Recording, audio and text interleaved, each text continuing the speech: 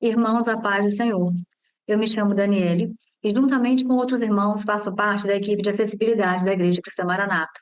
E agora nós vamos conversar sobre TOD, transtorno opositor desafiador ou desafiante, ou ainda conhecido como distúrbio desafiador e de oposição.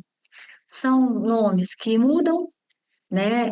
No última classificação é o transtorno desafiador e de oposição, que está classificado no CID-11. O CID-11 é um código, né? Código Internacional de Doenças. Ele é o mais novo.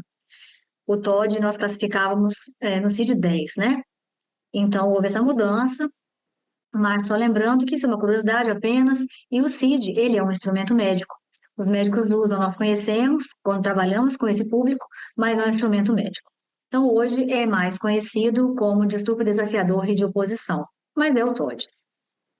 Se você já viu uma criança ou um adolescente que discute por qualquer coisa, que não assume seus erros, né, as suas falhas, responsabilidades, pode ser um TOD. Essas pessoas, né, essas crianças, costumam ficar bravas com pessoas da família, com colegas, de maneira que atingem uma situação, é difícil de convencê-las de que estão erradas. Se você conhece uma pessoa assim, pode ser, né, uma criança que tem esse transtorno. Crianças com essas características de comportamento, elas podem ter um quadro de dificuldades de tempo e de avaliação para analisar regras e opiniões, e intolerância às frustrações. Então, elas ficam bravas muitas vezes, descontroladas por não tolerarem a frustração. E isso pode levar à agressividade, um descontrole emocional, né? Sendo assim, essas crianças costumam ser discriminadas, perdem oportunidades, desfazem círculos de amizade. Muitas vezes não conseguem fazer amizade. Quando tem, muitas vezes perdem. E são pessoas que muitas vezes, crianças, né, que são irredutíveis realmente.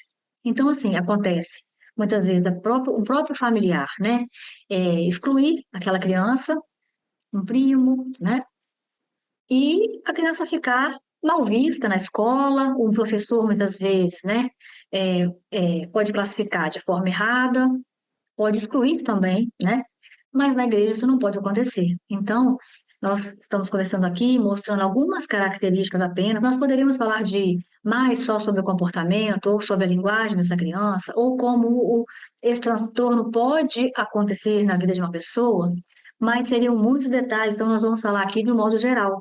Esses pequenos comportamentos, como eu falei, existem outros, né? Depois os irmãos podem ler mais sobre isso. Se você tem um filho, se você tem um parente, né? Que seja criança ou adolescente que tenha esse transtorno, você sabe o quanto é difícil trabalhar com essa pessoa, né? É preciso muitas vezes terapia, porque alguns podem apresentar déficit de atenção, né? Então, nós sabemos também que na escola ele pode apresentar o TDAH, é uma característica, né? E esse transtorno, ele pode aparecer em qualquer momento da vida, mas ele é mais comum entre os 6 e 12 anos de idade. E existe, como eu falei, essa ligação com o TDAH, que é o transtorno de déficit de atenção e hiperatividade. Isso é frequente, não é 100% dos casos. E isso deve ser observado, né, para que sejam tomadas as decisões de uma terapia, de fazer uma avaliação com um profissional capacitado, né, para que essa pessoa tenha apoio na escola e seja entendido, né? E na igreja, conforme eu falei, pode acontecer de alguma situação deixar essa criança assim agitada, às vezes um pouco agressiva, e o que nós podemos fazer para ajudar? O nosso maior objetivo aqui é ajudar essa pessoa na igreja. Então, estou colocando algumas características para que os irmãos possam perceber, não é para os irmãos fazerem diagnóstico, não é para apontar, né? Muitas vezes a família sabe que a criança tem essa questão, e nós não precisamos expor, né? Nós precisamos apenas saber cuidar, saber acolher como qualquer outra deficiência, né? Então, essa pessoa precisa de atenção. Quando essa criança, por acaso, né, ficar brava com alguma situação, você disser não para ela, de repente, na EBD, né, um momento na sala de aula, quando eles estão falando, querem conversar, de repente você fala, espera um pouquinho, daqui a pouco você fala. Isso pode levar a um quadro de, vamos dizer, uma crise, né, de raiva, talvez.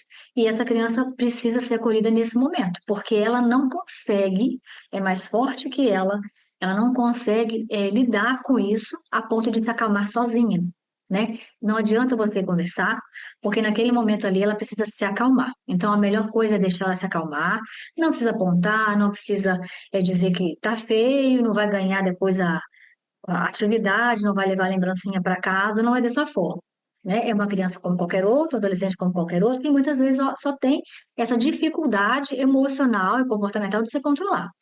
Então, é deixar ele se acalmar, pode, se for necessário, sair um pouquinho da classe, uma outra professora levar lá fora, e depois voltar mais calmo, lavar o rosto e continuar a aula, e depois conversar com ele, olha, tem os momentos para você falar, para o colega falar, assim como na escola, né? Então, nós precisamos dar oportunidade para todos, né? Então, isso, irmãos, quando ele estiver mais calmo, porque no momento da raiva, daquele comportamento, muitas vezes até agressivo, ele não vai ouvir.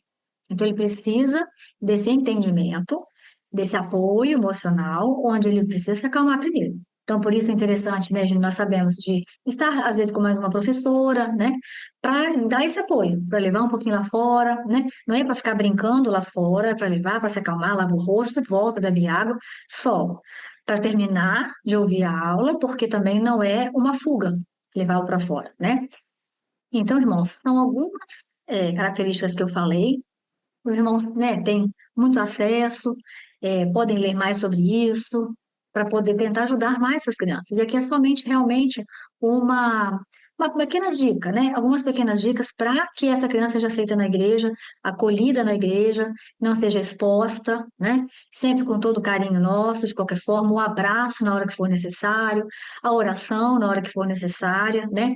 Se o pai quiser conversar, vá conversar com o pai, que o ministério esteja ciente, mas não faça nada fora da conduta do ministério, né?